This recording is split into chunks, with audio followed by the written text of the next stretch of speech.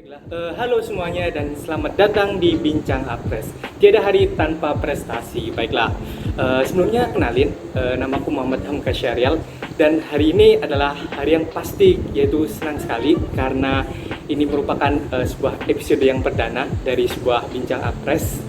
Nah, bagi yang belum tahu nih, Bincang Apres ini merupakan podcast yaitu dari Kementerian Akademi Prestasi BEM FIB UNER 2021. Nah, Bincang Apres ini kita akan membahas seputar tentang keilmuan nih, seperti student exchange, kemudian ada PKM, PIMNAS, kepenulisan, dan lain-lain. Baiklah, isi pada episode pertama ini ialah Bincang Apres kali ini ialah kita kedatangan tamu spesial, yaitu yang bernama Fuad Izzatul Fikri atau yang biasa disebut Bang Fuad. Baiklah, gimana nih Bang Fuad? Apa kabar? Halo semuanya, assalamualaikum warahmatullahi wabarakatuh. Ya, sapa dulu. Ya sekali lagi tadi mungkin sudah diperkenalkan oleh host kita Hamka, bahwa nama lengkap saya Muhammad Fuad Izzatul Fikri. Biasa dipanggil Fuad atau kalau nama Instagram saya Bang Fu. Jadi ya biasanya dipanggilnya Bang Fuad atau Fuad, tergantung kalian lah. Oke, baiklah. Seperti yang kita ketahui bersama nih teman-teman, Bang Fuad ini sudah memiliki segudang prestasi ya kan, banyak banget. Nah, gini nih Bang, ceritain dikit boleh nggak nih Bang tentang salah satu prestasi yang paling menarik yang pernah didapatkan oleh Bang Fuad nih?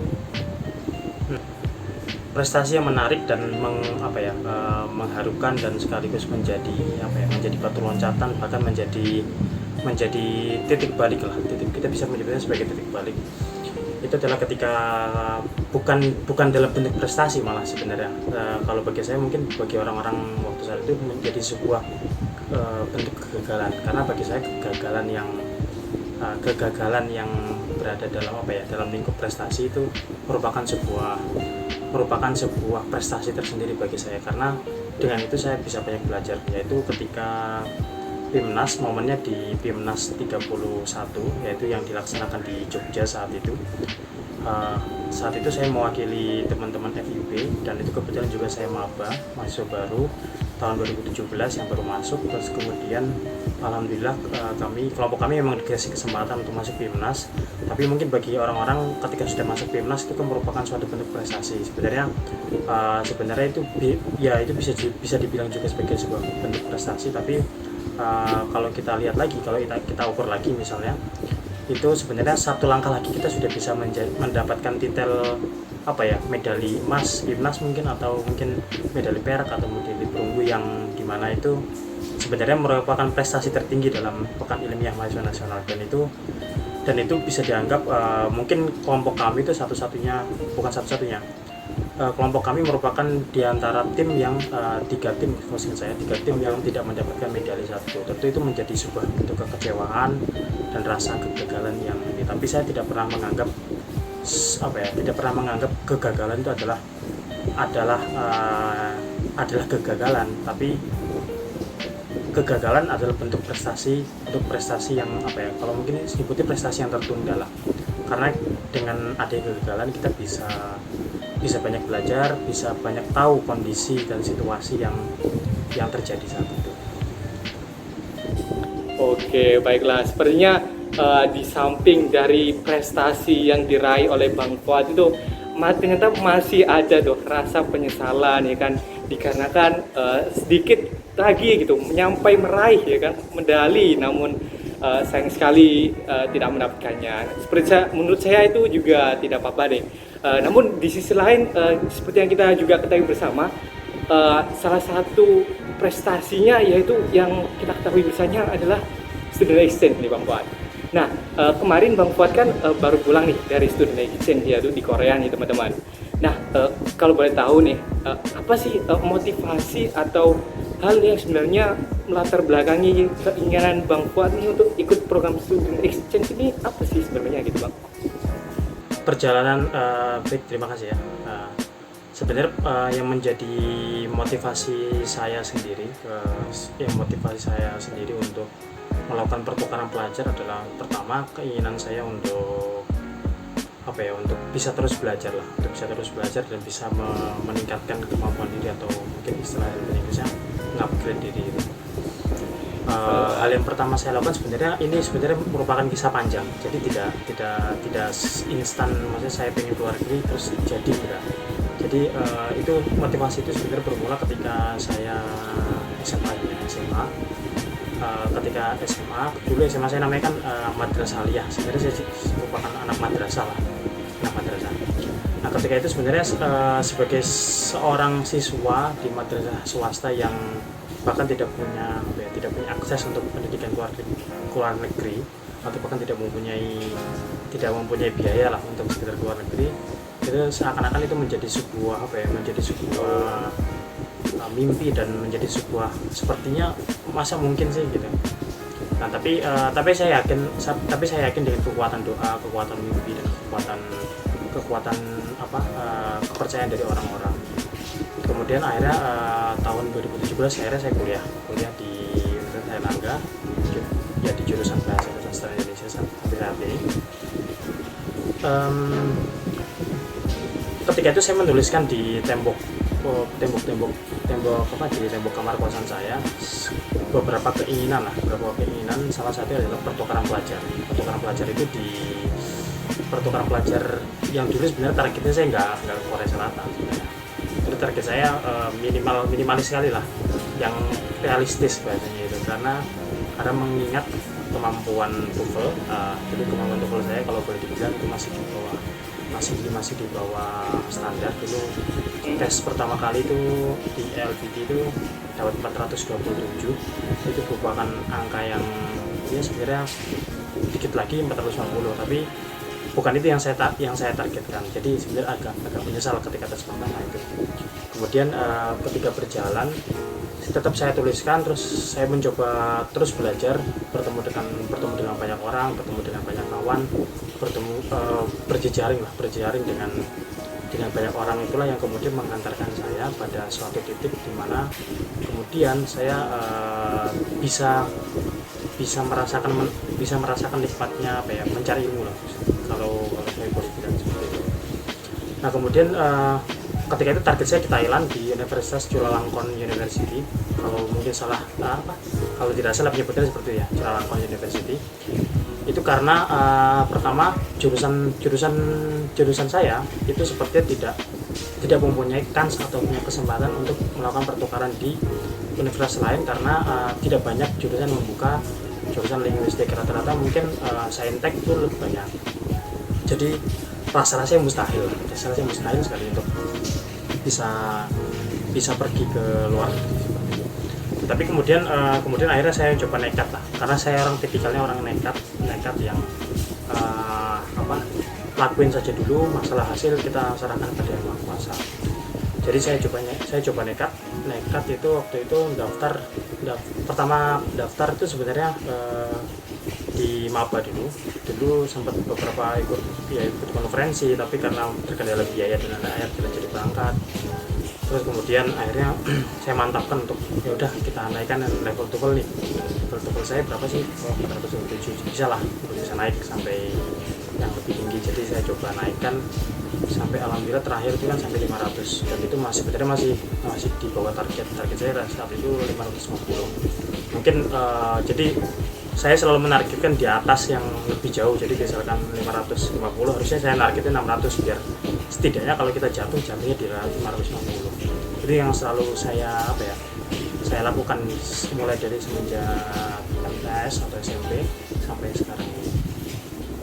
Nah, terus ternyata akhirnya tahun berikutnya itu kan tes saya sekitar bulan November, ingat saya itu bulan November.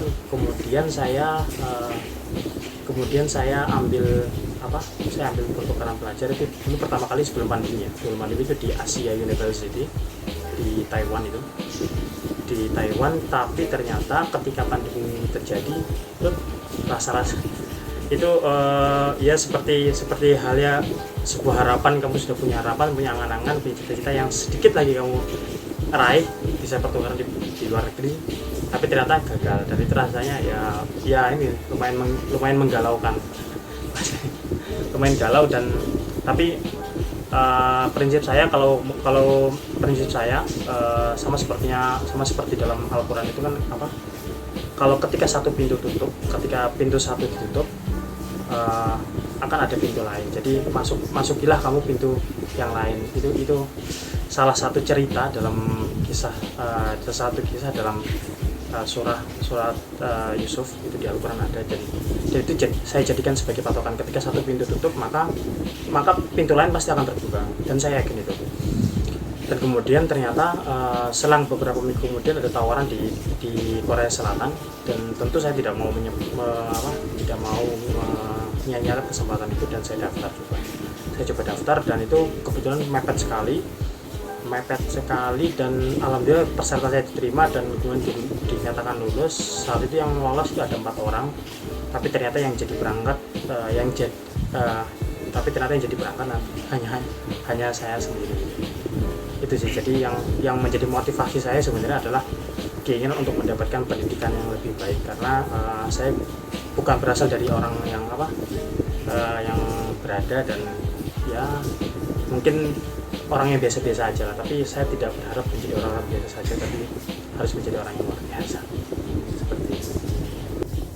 Oke, gitu teman-teman. Jadi kita tuh nggak boleh terlalu minder ya kan dengan diri kita, bahwasanya apapun itu, apabila kita mau bersungguh-sungguh itu pasti bisa gitu. Apalagi Bang Fuad juga memberikan quotes-nya gitu kan, apabila satu pintu tertutup maka akan ada pintu lain yang akan terbuka gitu. Nah sebelumnya emang belum pernah keluar negeri atau gimana nih Bang?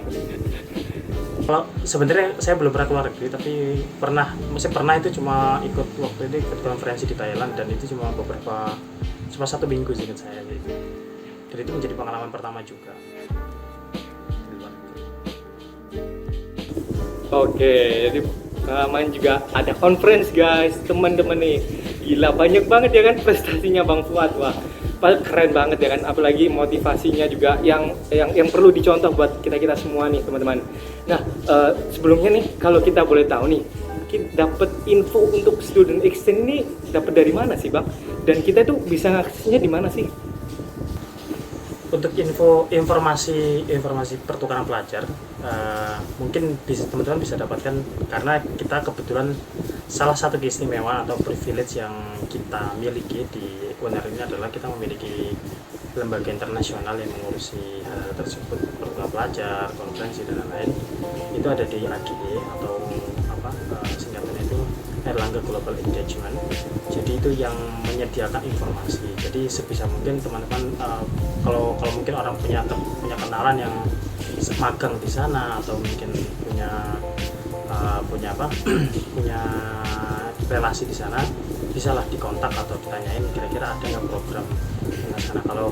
Kalau memang tidak punya relasi, langsung saja datang ke kantornya, tanyakan kira-kira program studi yang bisa saya jadikan tujuan atau jadi kira-kira saya bisa pertukaran pelajar itu mana aja. Itu informasi itu bisa kita dapatkan di AGI, dan saya kira untuk beberapa bulan terakhir ini AGI juga sering update di Instagramnya. Jadi saya rasa teman-teman juga bisa follow itu atau ikuti Instagramnya. Itu sih yang jadi informasi itu saya dapat, tapi tidak juga teman-teman juga bisa mengikuti juga mungkin akun-akun lain atau informasi-informasi lain, banyak sekali. Saya kira dengan luasnya samudera internet ini, teman-teman malah justru saya sampai di titik kebingungan untuk mencari informasi mana yang cocok. Jadi teman-teman prioritas, dan apalagi sekarang ini kan ada program terbaru dari Kemendikbud yang ISMA, International saya lupa kepanjangannya, itu yang menyediakan dari Kemendikbud, dan itu program pertukaran mungkin terbesar selama dalam beberapa tahun ini, dan itu diakomodasi oleh Kemendikbud. Tentu menjadi sebuah kesempatan besar bagi teman-teman 2020 2019 yang masih menyicipi dunia perkuliahan, mungkin bisa mengupgrade dirinya terus. Nah, oke gitu nih guys, teman-teman. Jadi kan kita juga pahami itu. Tadi Mas Fuad juga mengatakan bahwasanya kita nih bisa mengakses di Erlangga Global Engagement atau AGE yang ada di Universitas Erlangga ya kan. Nah, selain itu juga tadi kita juga karena kita udah di era globalisasi, kita juga bisa ngakses nih di berbagai internet juga, bahkan sampai Mas Fuad nih juga bilang gitu kan, saking bingungnya nih, saking banyaknya lampiran sampai bingung nih mana nih yang harus diduluin gitu kan. Oke, nah kita sedikit berbincang lebih jauh nih Mas Fuad, Bang Fuad nih. Ketika proses dari student exchange itu, proses pendaftaran hingga pengumumannya itu seperti apa sih Mas?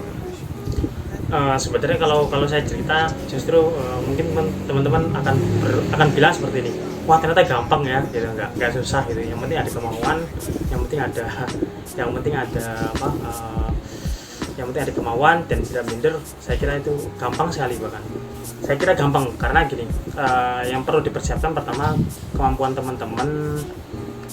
teman-teman dalam bahasa Inggris, karena biasanya persyaratan yang diminta dari AGI itu minimal syarat TOEFL 550 atau 500, tapi 500 syarat minimal. Jadi itu yang syarat yang perlu kalian penuhi. Kenapa kok alasan tersebut digunakan? Ternyata yang setelah saya rasakan ketika di Korea Selatan itu, ternyata dengan bahasa Inggris yang kemampuan 500 saja itu kita merasa kurang gitu, karena apa?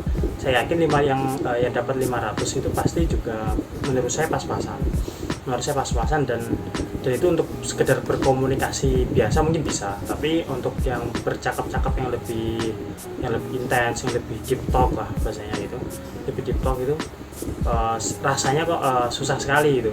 Jadi saya kira itu persyaratan yang pas untuk 550, walaupun memang ada beberapa negara atau ada beberapa program yang tidak mewajibkan IELTS atau TOEFL, dan itu mungkin juga bisa teman-teman ikuti, karena yang penting adalah ketika di luar negeri adalah kita mau dan pede untuk berkomunikasi.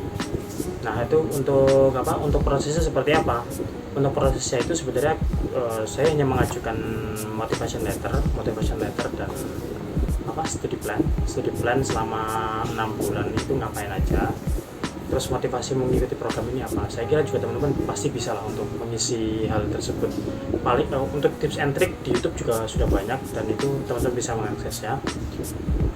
Tapi yang nanti yang akan dilihat adalah di sana sebenarnya motivation letter dan studi plan adalah untuk melihat keseriusan teman-teman dalam menjalani program itu, dan kira-kira planningnya dalam planning yang teman-teman ajukan itu kira-kira bisa bermanfaat gak buat teman-teman. Jadi hanya mengajukan itu, kemudian saya ajukan ke AGE, kemudian diseleksi, selesai setelah itu. Karena sebenarnya program yang di Korea Selatan itu adalah program kerjasama antara Universitas Airlangga dengan Universitas Jeonbuk National University. Itu semacam MOU antara kedua universitas kerjasama, dan itu pasti setiap tahun insya Allah akan diadakan terus. Dan saya kira kalau teman-teman melihat itu sebagai peluang, bisa untuk mempersiapkan diri. Oke, jadi seperti yang kita ketahui bersama juga teman-teman, jadi kita bisa ikut student exchange ini ya kan, hanya dengan TOEFL minimal 550. Ini nggak jamin ya guys, nah teman-teman nggak jamin ya TOEFL 550. Terus kita juga harus ada motivation letter dan studi plan. Ada tips and trick nggak ini untuk ininya mas? Atau tinggal kita coba aja gitu? Kalau tips and trick untuk motivation letter atau studi plan. Iya betul. Kalau tips and trick sebenarnya motivation letter itu yang kalau saya tidak ada khusus, karena sebenarnya saya kira ada motivation letter atau tips and trick motivation letter yang lebih menarik tuh ketika kalian misalnya ngajukan di Harvard itu tips and trick membuat esai atau motivation letternya itu, saya kira itu lebih inilah. Jadi mungkin teman-teman bisa belajar dari cara membuat motivation letter di beasiswa luar negeri biasanya gitu. Itu bisa teman-teman terapkan juga di motivation letter di kehidupan nyata, maksudnya di kehidupan yang teman-teman lakukan. Misal ketika di BEM atau mungkin ketika mengajukan program ini, atau mungkin ketika nanti melamar suatu pekerjaan. Dan itu saya kira tips and trick yang general. Untuk yang studi plan ini mungkin buat teman-teman nih ada yang masih abu-abu gitu kan, atau kita bikin studi plannya nih dalam rentang berapa waktunya, terus kira-kira harus sejauh apa sih studi plan kita gitu, sekuat apa nih gitu sinyalnya itu. Kalau studi plan namanya juga studi plan ya, berarti kan perencanaan pembelajaran atau yang kira-kira apa sih yang ingin kamu capai. Jadi sebenarnya mirip dengan dulu saya pernah nulis ke UNER apa yang kamu cari gitu, gitu.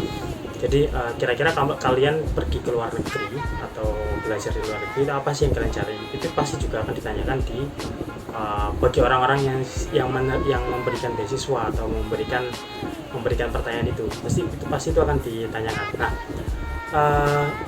jadi tips and tricks studi plan itu saya coba detail kan. Jadi misalkan kita programnya adalah selama 6 bulan ya, 6 bulan. Terus bulan pertama kalian mau ngapain, bulan kedua target kalian mau ngapain, bulan ketiga ngapain, sampai bulan ke-6 itu kalian mau ngapain. Jadi kalau bisa didetailkan, itu namanya benar-benar studi plan. Jadi apa yang kalian rencanakan, setidaknya nanti gambaran kalian ketika walaupun nanti di sana kemudian studi plan itu sia-sia belaka atau tidak dipakai, tapi setidaknya kalian sudah punya gambaran kalian di Korea itu mau ngapain gitu, atau di luar negeri yang tujuan kalian itu mau ngapain itu sudah ada gambaran seperti itu. Oke, gitu nih teman-teman ya kan, sudah pada paham nih, udah paham belum nggak nih? Jadi untuk yang motivation letternya kita juga bisa lihat nih ya kan, buat mungkin para reviewer kita juga bisa lihat di YouTube ya kan, atau di mana aja tentang kayak gimana sih gitu kan motivation letter yang baik tuh. Terus untuk studi plan-nya sendiri tadi juga sudah dijelaskan nih buat dari Bang Fuad juga, mungkin apa sih gitu. Kita itu bertujuan studinya itu mau ngapain sih gitu kan, apa aja yang mau kita dapetin gitu kan, dan segala macamnya nih. Nah, kalau boleh kita tahu nih ya kan, dari Bang Fuad sendiri nih, ketika berada di Korea sendiri, kira-kira apa aja sih yang Bang Fuad dapetin gitu, dan apa aja yang dilakuin selama berada di Korea itu, Bang? Jadi sebenarnya waktu selama di Korea tentu banyak sekali yang bisa saya dapatkan. Terutama saya di salah satu kota, mungkin teman-teman bisa browsing, itu di kota Jeonju. Tulisannya kalau diromanisasikan itu apa, Jeonju, tapi bacanya Jeonju, pakai O tipis itu Jeonju. Itu di kota Jeonju sebenarnya merupakan salah satu kota di provinsi Jeollabuk-do atau provinsi Jeolla Utara. Ya, kota Jeolla Utara. Dan itu aksen yang mereka gunakan itu, kalau teman-teman belajar dialek nanti, karena kebetulan saya juga belajar di sastra Indonesia, juga belajar dialek. Itu di sana mereka orang-orangnya menggunakan dialek Jeolla, tapi berbeda dengan dialek Jeolla Selatannya milik Jeolla Nam-do ya. Berbeda sekali dengan dialek Gwangju, misalkan kota Gwangju, atau teman-teman yang suka BTS itu salah satu ini siapa ya, saya lupa. Jadi ada salah satu personelnya yang dari Gwangju. Nah, tentu di sana menurut saya menariknya, pertama saya banyak melakukan pertukaran atau istilahnya pemerolehan bahasa terutama dengan dialek Jeollabuk-do ini. Itu yang menurut saya menjadi menarik, karena saya bisa melakukan penelitian bahasa atau observasi bahasa secara langsung di kota Jeonju. Terus kemudian di kota Jeonju ternyata itu merupakan sebuah kota tradisional yang kota yang mencoba untuk mengintegrasikan antara modernitas dan tradisional, dan itu terlihat sekali di arsitektur gedung-gedung di Jeonbuk National University sebagai universitas negeri di kota tersebut atau di provinsi tersebut bahkan malah. Jadi itu kalau teman-teman masuk gerbang utamanya itu nanti akan disuguhkan pemandangan khas bangunan arsitektur bangunan yang tradisional tapi juga modern gitu. Nah, kemudian ketika selama pembelajaran berlangsung, atau ketika selama KPM itu atau kegiatan belajar mengajar itu, ternyata kita juga, bahkan di era yang internet sekarang, mungkin teman-teman kalau ketika melakukan kegiatan perkuliahan online saya juga melakukan hal ini sebenarnya. Kita sering untuk menutup salah satu etiket yang ditekankan di sana adalah kita perlu menghargai orang, itu saja sebenarnya. Kita perlu menghargai orang. Jadi ketika program online berlangsung, karena di sana sistemnya masih hybrid, kebetulan karena masih pandemi, dan itu setiap hari akan ada update kasus yang disampaikan lewat smartphone kita. Jadi smartphone kita nanti akan ada pesan masuk dari pemerintah, dari pemerintah akan diberitahu misal ada kasus baru atau ada temuan varian baru atau apa atau ada peringatan, itu akan diberitahukan secara langsung, secara real time di HP kita. Nah, karena pembelajaran masih hybrid ya, jadi salah satu etiket yang ditekankan itu adalah kita tidak boleh untuk menutup layar. Jadi layar semua harus on cam ya, semua on cam dan tidak boleh ada yang off cam. Dan itu menjadi pengalaman yang menarik karena itu menjadi etiket dasar kita, dan yang sering mungkin orang kita sering lalai gitu, termasuk saya juga. Perlu saya akui itu. Terus kemudian selain itu ternyata kedekatan profesor, karena Gyosunim istilah kita nyebutnya sebagai Gyosunim ya, walaupun dia dosen tapi kita panggilnya, biasanya kita sering panggil profesor. Kedekatan profesor dengan mahasiswanya itu terlihat sekali ketika kemudian ada diskusi panjang ya. Itu ketika saya misal mengumpulkan tugas, jadi setiap minggu pasti ada tugas di mata kuliah tertentu. Saya kumpulkan, nanti kemudian akan diberi komentar, diberi tanggapan, dan diberi masukan. Karena begitulah sebenarnya kita melakukan pembelajaran. Kita perlu melakukan evaluasi, kita perlu melakukan mencoba mensinkronkan kira-kira benar nggak sih pendapat kita. Jangan-jangan kita hanya percaya pada diri kita sendiri, tapi tidak bisa tapi ternyata apa yang kita dapatkan ternyata keliru itu. Nah kemudian itu yang saya lakukan kurang lebih selama 4 bulan, dan kebetulan juga karena itu ada perubahan musim ya, dari musim panas, musim gugur, terus kemudian musim dingin, dan itu menjadi sebuah pengalaman yang menarik sebenarnya.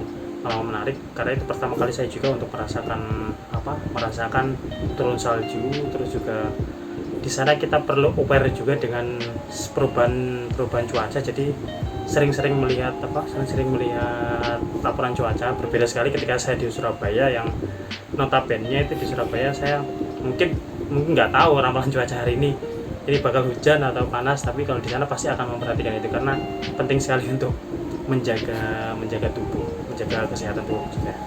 Terus selama 4 bulan di sana, terus sampai bulan Desember, kemudian 1 bulan terakhir saya coba untuk mencoba untuk menyendiri untuk tidak bertemu orang Indonesia sama sekali, karena saya pengen untuk belajar bahasa Korea lebih mendalam dengan orang-orangnya. Saya 1 bulan untuk menyendiri di kota Busan, atau mungkin teman-teman tahu, saya yang sering lihat drama Korea pasti tahu ada Busan. Di Busan itu ada pantai namanya Haeundae.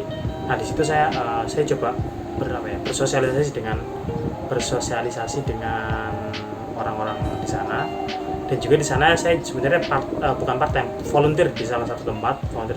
Jadi saya bisa berinteraksi dengan banyak orang, bukan hanya dari Korea saja, tapi juga dari berbagai macam negara lain. Karena kebetulan Busan merupakan salah satu kota yang menjadi jujukannya warga asing. Oke, tuh guys, banyak banget nih yang bisa kita dapetin ya kan. Tadi mulai dari bahasanya, tentang dialektikanya, terus kemudian oh iya, mau ya.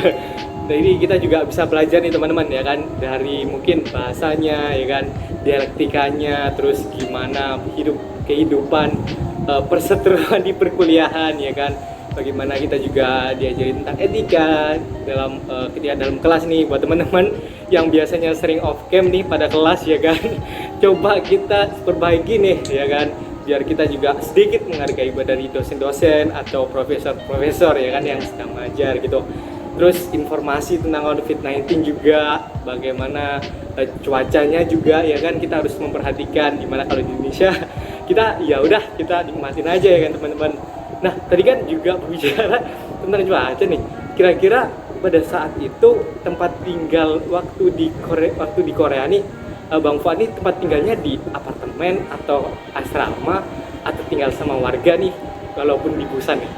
Kalau yang selama perkuliahan, karena perkuliahan sebenarnya kuliah efektifnya itu mulai bulan Agustus bukan September sampai Desember. Itu efektif saya tinggal di Gisuksa. Gisuksa itu nama Koreanya, tapi kalau bahasa artinya ya, kalau dalam bahasa Indonesianya itu apa namanya, asrama.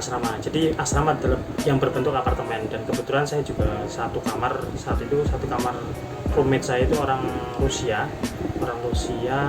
dia orang ini apa sih namanya, daerahnya daerah orang Siberia. Jadi dia benar-benar orang yang inilah, karena cuaca di sana sering di Siberia itu orang kan dingin, maksudnya orangnya tahan dengan cuaca dingin. Jadi sebenarnya saya justru yang menariknya, kalau waktu selama di Gisuksa itu, yang menariknya itu saya sering istilahnya bertengkar gara-gara AC. Atau waktu musim panas kan saya kan nggak terlalu suka dingin karena orang tropis lah, tapi orang ini juga senangnya dingin. Jadi ketika suhunya diturunin, saya naikkan, nanti kalau udah diem tidur. Jadi yang itulah. Nah, tapi ternyata ketika musim dingin itu AC dimatikan semua, AC di asrama dimatikan semua, dan jadi yang kita andalkan ya pemanas dari ruangan. Nah, pemanas ini kadang kita sering juga sama dengan kejadian kayak pendingin itu, sering kita naikkan, kita turunkan. Tapi untungnya saya bisa menoleransi itu, artinya tubuh saya bisa menoleransi kedinginan yang suhu yang dia jadikan acuan, misal suhu segini, jadi saya bisa menoleransi itu, untungnya gitu. Nah, kemudian yang sebulan terakhir itu kebetulan karena asrama itu hanya disediakan sampai bulan Desember, dan setelahnya itu kita tanggung sendiri, jadi kita masih harus bayar. Dan karena saya tidak punya uang jujur, tidak punya uang, dan selain mahasiswa bukan mahasiswa kaya kan kita, akhirnya saya coba untuk cari tempat tinggal gratis. Nah, satu yang disediakan itu di Kota Busan, di Kota Busan, tapi itu harus nyambi sebagai volunteer di salah satu guest house.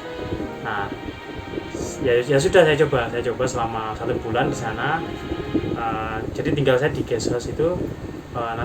Volunteernya di sana cuma gampang. Di sana istilah volunteer untuk bersih guest house, terus nanti kita dikasih. Jadi fasilitas yang didapatkan ketika menjadi volunteer itu malah menguntungkan kita itu. Selain dapat tempat tinggal, kita juga dapat teman, terus juga dapat dapat makanan, terutama nasi itu disediakan oleh guest house-nya. Jadi kita tidak banyak kehilangan ongkos lah. Itu sama di Busan kan. Dan kebetulan cuaca di Busan juga cukup hangat, relatif hangat lah dibandingkan kota-kota lain yang semuanya itu rata-rata hampir semuanya bersalju, kecuali di Busan. Karena di Busan itu termasuk yang hangat. Jadi paling itu di Busan itu paling minus 5. Kalau di kota Seoul itu minus paling tinggi, itu paling rendah itu minus 14, dan itu kalau saya pribadi jujur saya nggak kuat. Oke, gitu loh guys, tinggalnya di asrama ya kan. Apalagi kalau tempatnya juga kadang dingin, kadang panas ya kan, kita harus menyesuaikan dengan keadaan. Nah, waktu di sana nih kebetulan ngalamin culture shock nggak nih Bang waktu di Korea nih? Dan waktu itu cara ngadepinnya itu gimana? Kalau boleh tahu nih. Kalau culture shock sebenarnya justru saya culture shocknya bukan waktu ke Korea, waktu Indonesia ke Korea, bukan. Saya culture shocknya ketika Indonesia ke Korea, dari Korea ke Indonesia, itu saya culture shock, jujur itu yang saya alami. Berat rasanya karena jujur kalau di waktu untungnya karena ketika datang kita ada proses karantina COVID selama 14 hari, dan itu membuat saya juga akhirnya bisa beradaptasi dengan suhu, beradaptasi dengan orang-orang seperti ini, dan setidaknya kita juga bisa melihat tontonan YouTube yang karena di sana kan YouTube-nya juga sudah masuk ke apa ke jaringan Korea, jadi tentu yang ditampilkan adalah yang Korea saja. Nah itu itu jujur saya nggak mengalami culture shock, dan alhamdulillah bisa berjalan dengan baik, dan alhamdulillah diberikan kesehatan juga, karena yang saya takutkan ketika di Korea adalah sakit, karena ketika sakit ngurus administrasi itu saya bayanginnya kayaknya ngurusin administrasi dan segala macam itu susah banget, karena saya pribadi itu belum bisa lancar bahasa Korea juga. Nah tapi ketika waktu pulang dari Korea ke Indonesia itu justru saya yang mengalami culture shock, karena di sana keseringan kita tertib dan jalanan juga bagus dan ramah bagi pejalan kaki. Tapi ketika sudah di Indonesia ternyata memang kondisinya memang seperti ini, apalagi di Jakarta kan. Di Jakarta ya kemana-mana, kalau di Korea saya bisa kemana-mana itu bisa jalan kaki bebas tanpa perlu takut setelah ini kota ini yang penting kita bisa baca, bisa tanya, kita nggak perlu takut lah. Tapi ketika sudah di Indonesia yang bukan takut ya, tapi kita takut ditabrak dari belakang oleh motor, atau itu yang jadi pengalaman culture shocknya justru ketika balik pulang gitu. Oke gitu deh teman-teman. Jadi culture shocknya Bang Fuad tuh waktu balik ke Indonesia ya kan, karena ketika di Korea sendiri enak banget gitu, udah mengadaptasikan dirinya dengan kedisiplinan yang ada di sana, dengan situasinya ya kan. Ketika balik di Indonesia harus dihadapkan dengan realita yang ada di Indonesia nih teman-teman. Nah kepada saat itu juga nih ngerasain homesick nggak nih, atau kangen rumah nih atau mungkin ketika waktu datang, atau ketika merasakan udah di tengah-tengah student exchange itu sendiri gitu nggak? Kalau ngerasain rumah sih kebetulan saya udah sering ngerantau ya, jadi nggak kangen rumah. Tapi yang saya kangenkan itu justru makanannya. Jujur waktu selama di Korea itu yang paling susah, untungnya saya bisa makan apa saja kebetulan. Tapi yang paling susah itu pertama rasa di sana kan rasa pedas pedasnya di sana itu beda gitu loh. Jadi kita di sini kan sering ngulek sering nyambel lah, bahasa nyambel, terus mungkin yang suka rendang itu, apalagi yang sering makan makanan Padang itu kan bumbu rendangnya kayaknya kok enak banget gitu. Nah itu yang justru saya kangenkan dari Indonesia itu. Jadi saya sebenarnya kangen masakan ibu saya, kangen masakan Indonesia yang karena lebih kayak rempah dan lebih menurut saya lebih bertekstur. Kalau di Korea itu kita bisa makan itu, tapi kebanyakan makanya sekarang saya ini lagi bosan makan ayam, karena di Korea itu seringnya makan ayam juga. Di Korea juga sering makan ayam, bahkan makan ayam itu bukan lagi jadi lauk tapi jadi cemilan bahkan. Itu yang yang terjadi. Jadi yang saya kangen justru kulinernya malah. Waktu itu jadi saya coba sempatkan, kebetulan di Busan itu ada salah satu restoran ternama orang Indonesia, saya coba di sana, tapi ternyata ya itu mungkin bakso, kan dia jualan bakso. Saya beli, kebetulan juga jualan rendang. Saya makan rendangnya ya walaupun harganya lumayan relatif mahal, tapi setidaknya mengobati kerinduan saya lah dengan kampung halaman. Oke gitu nih teman-teman. Jadi bukan homesick tapi food sick ya kan. Rindu makanan Indonesia itu emang sejauh apapun Bang Fuad melangkah, makanan Indonesia tetap nomor 1. Oke. Baik nih. Selanjutnya nih Bang Fuad nih.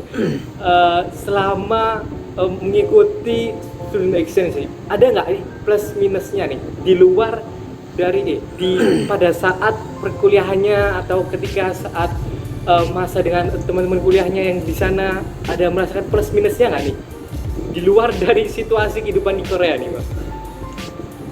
Plus minusnya pertama yang paling saya ingat di Korea itu adalah aktivitas atau jam kerja yang relatif lebih padat, dan karena di sana orangnya bukan orang yang santai ya.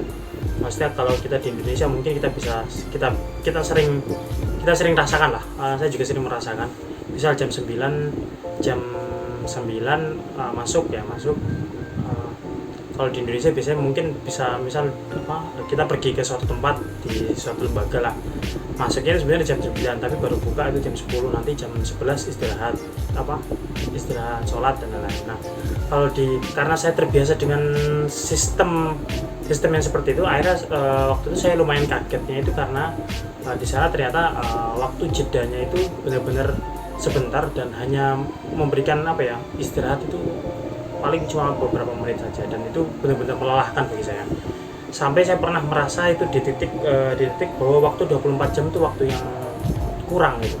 Waktu 24 jam waktu yang kurang. Kenapa kok bisa itu? Karena pertama tugas dari kuliah, terus kemudian harus merangkum materi dan lain-lain, dan kebetulan juga saya waktu itu ngambil perkuliahan di Indonesia juga, jadi secara online, dan itu masih sering ada perbedaan waktu 2 jam kan ya, 2 jam itu yang membuat saya kadang capek sekali dan sampai di titik itu 24 jam itu adalah waktu yang kurang. Nah itu yang membuat saya akhirnya yang berbeda dari kita itu.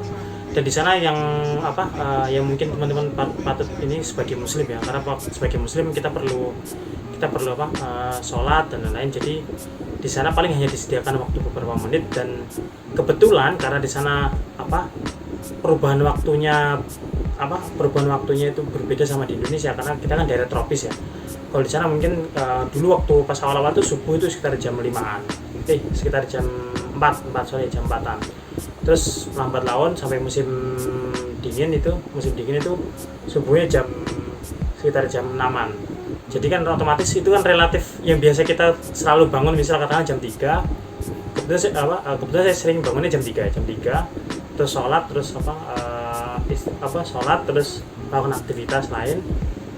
Nah karena subuhnya ini jam 6, jadi ada perubahan. Jadi kita bangunnya harusnya jam sekian, tapi kita udah bangun duluan jam 3. Jadi itu mengganggu sekali siklus hidup kita itu. Nah itu sih yang perlu teman-teman perhatikan mungkin nanti ketika pertukaran pelajar itu. Oke Bang, ya kan tadi ternyata Bang Fuad ini juga harus multitasking ya kan. Selain student exchange juga harus kuliah juga ya kan, di Indonesia juga, di Korea juga gitu kan, harus membelah dirinya menjadi dua ya kan. Mimikri bukan membelah jadi dua. Oke, gila, nggak kerasa banget nih kan, ya kan, dari tadi udah panjang lebar ya kan. Untuk pertanyaan yang terakhir nih Bang, ini kita bener-bener pertanyaan yang mantep banget nih buat teman-teman ya kan.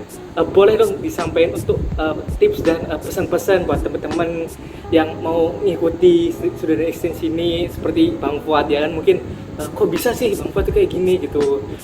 Apa sih pesan-pesan buat teman-teman yang mendengarkan podcast ini dan yang sedang menonton podcast ini tentunya, dan kira-kira kata-kata terakhir apa yang ingin disampaikan buat teman-teman nih yang nonton dengan yang dengar nih. Ya, kata-kata terakhir untuk perbincangan ini ya, tapi bukan kata-kata terakhir. Oh iya, beda gitu kata-kata terakhir. Iya ya. Jadi ada prinsip yang jadi kita perlu pertama sebenarnya saya yakin pasti semua orang tuh punya prinsip, dan perlu teman-teman garis bawahi bahwa menjadi orang berprinsip itu tidak mudah dan juga tidak susah gitu. Asalkan teman-teman mau memegang prinsip itu pertama. Terus kemudian ada salah satu prinsip yang dulu saya sempat saya jadikan moto lah. Itu pertama tulisannya seperti ini: jika cita-cita kita besar, maka raga pun akan lelah mengikutinya. Artinya kalau memang teman-teman punya cita-cita atau punya mimpi yang besar,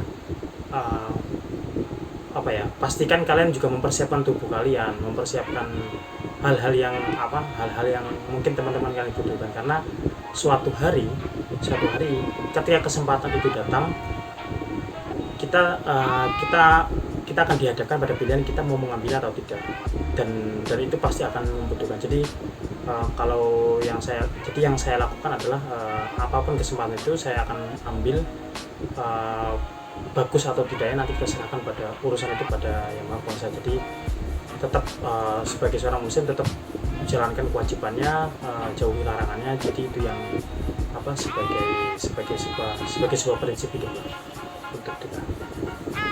Oke, gitu nih teman-teman ya kan, sudah selesai nih perbincangan kita ya kan. Kita gimana nih buat teman-teman ya, buat saya juga sendiri juga gimana kalau kita itu orangnya harus berprinsip ya kan, kita harus ikuti. Kalau cita-cita kita besar berarti harus ada yang kita korbankan, walaupun raga kita, fisik kita, mental kita ya kan. Nah, selesai sudah nih perbincangan kita di podcast kali ini. Terima kasih buat Bang Fuad yang berkenan untuk sharing-sharing pengalamannya baik maupun di Korea maupun prestasi tadi ya kan, tentang PKM atau Pimnasnya ya kan. Semoga dari apa yang disampaikan Bang Fuad nih bisa membantu buat teman-teman, buat saya sendiri juga, dan buat teman-teman semuanya yang menonton maupun mendengarkan podcast hari ini untuk meraih keinginannya, pengen meraih pencapaiannya ya kan. Terutama baik dari prestasi-prestasi maupun student exchange yang itu terbilang sebenarnya mudah gitu. Baiklah, terima kasih dan selamat sore semuanya.